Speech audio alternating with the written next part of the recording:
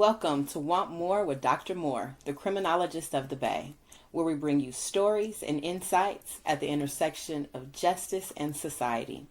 I'm your host, Dr. Talia Moore, and today we're going to explore a shocking indictment that reveals the dark side of power and manipulation in the fashion industry. Let's get into the allegations against Michael Jeffries, Matthew Smith, and James Jacobson. The defendants are accused of exploiting the hopes and dreams of young male aspiring models, all by luring them into the seedy underworld of modeling. The indictment paints a chilling picture of a prostitution and sex trafficking enterprise that operated from 2008 until 2015. The fashion industry, often portrayed as glamorous and all of these wonderful things, really there's this undercore, this very seedy existence. And these gentlemen, loosely, were a part of that. Prosecutors allege that Jeffries and Smith used the allure of modeling and opportunities within the modeling industry to engage in sex events.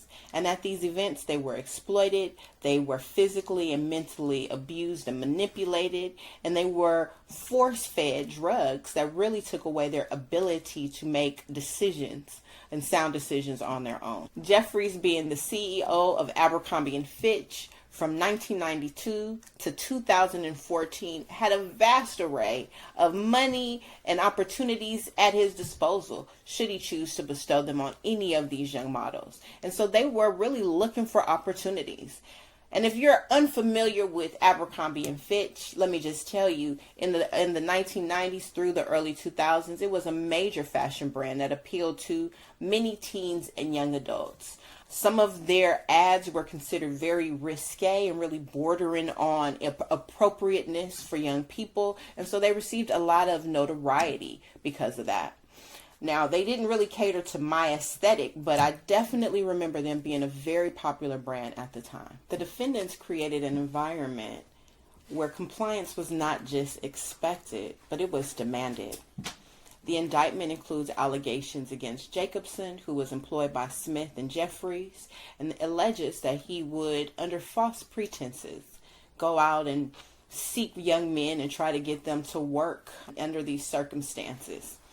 It's a stark reminder how those in power can exploit their positions for insidious purposes. As the case unfolds, we battle to struggle not just for justice, but for truth in a world clouded by wealth and influence. The defendants allegedly spent hundreds of thousands of dollars on a staff. And you can imagine, this is an international prostitution, human trafficking enterprise, right? So this is not just some mom and pop shop, but these guys actually had a team of people that were across the world.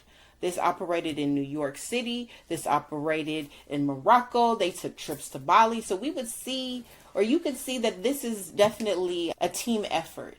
And so there was a lot of money spent to pay for the team. This includes security. This includes anybody who's picking up these unfortunate victims and bringing them to these places.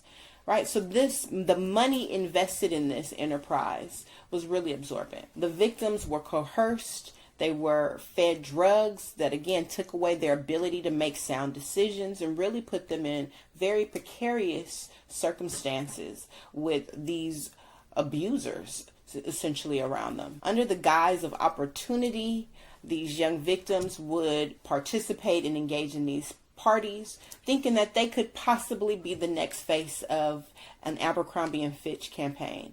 And again, knowing how popular the brand was and all of the opportunities that one would assume or could assume would be available to them, they were definitely under the guise that that would be an option for them. So as the allegations mount, right, we're starting to see some other things unfold.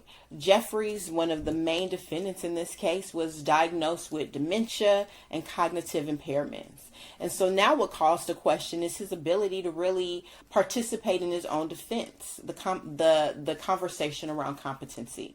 So he is set for a competency evaluation in June of this year. results and dates to be determined. So it makes you question, or wonder, will his health hinder the pursuit of justice? Will that become a shield in regards to any type of personal accountability? If convicted, the defendants could face a life of imprisonment, but the road to that type of case adjudication is going to be a tough one to travel. We're dealing with people who have millions of dollars at their disposal, have access and wealth, and have friends and acquaintances in powerful positions. So it really makes you question the type of justice that will be extended. Now, as we talk about this case, I can't help but to notice, and you probably too, the parallels between this case and the Diddy case. We're talking about things that came to light pretty much around the same time. We're talking about two very influential, well-resourced, wealthy individuals. Yet there are some differences in the case that I definitely want to point out. Jeffries was able to post bail. He put up $10 million, an absorbent amount of money, but that guaranteed his release from custody.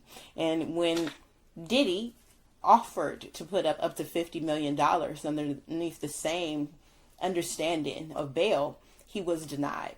Now, I do want to say that, this is definitely not a call to action in support of Diddy, especially considering those allegations. But what I do want to bring up is really the understanding of what justice is and how it can present itself differently under certain circumstances. Now, again, the cases are pretty similar. We're talking about pretty much the same type of offenses: human trafficking and international human trafficking and prostitution enterprise that operated for a long period of time, and some very similar allegations against Diddy. However, Diddy was denied bail. Now, this could be attributed to Jeffries' health diagnoses and some concerns around there. It could be attributed to the fact that they were arraigned in different locations, even though they're both going to be federal cases. Or it could possibly even be attributed to racial injustices embedded in the justice system. And so, just something to think about as we examine both of these cases. But really, what I also want to bring to your attention is the fact that despite the defendants involved in the case, really being mindful of the victims. As we pay attention to their plight, there are 15 victims that are in the Jeffries Smith case and Jacobson case. They are victims of human trafficking. As we enter into Human Trafficking Prevention and Awareness Month in January, really being mindful of the implications and what that means. Be mindful that human trafficking impacts men and women, girls, boys, and non-binary individuals as well. This is an issue that occurs across the globe, but also here in the Bay Area. I challenge each of you to take this information into your communities, whether it's through advocacy, volunteering, or simply educating yourself and those around you. Remember, you can make a difference. Thank you for tuning in to Want More with Dr. Moore, the criminologist of the Bay. If you found this episode interesting and informative, please share, like, and subscribe. Until next time, educate, empower, and enact the changes you want to see. Want more.